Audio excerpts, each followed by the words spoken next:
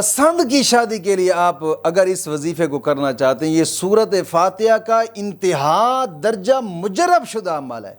दोस्तों कोशिश फरमाया करें कि जो लॉन्ग वीडियो में हम वजीफ़ा बताते हैं शराइत के साथ, अल्हम्दुलिल्लाह बहुत ही मुजर्रब और बुजुर्गान दीन के मुजर्रब वज़ाइफ हैं। कोशिश फरमाया करें उन शराइत के साथ वजीफ़े को किया करें। इंशाअल्लाह अज़ीज़ इंतहा दर्जा आप फ़ायदा पाएंगे, इंतहा दर्जा।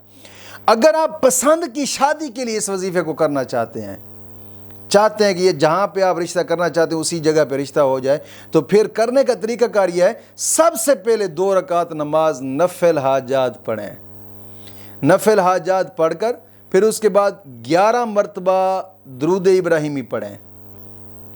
11 मरतबा दुरूद इब्राहिमी पढ़कर 313 मरतबा सूरत फातिहा पढ़नी है, यानी अल्हम्दुलिल्लाहि रब्बिल आलमीन अर्रहमानिर रहीम मालिकी यौमिद्दीन 313 मरतबा, फिर 11 मरतबा दुरूद पाक पढ़ें। और जिस शख्स का तसव्वुर करके पढ़ेंगे ना, इंशाअल्लाह अज़ीज़ उसी शख्स के जनाब अली वो शख्स राज़ी, शादी के लिए राज़ी होगा।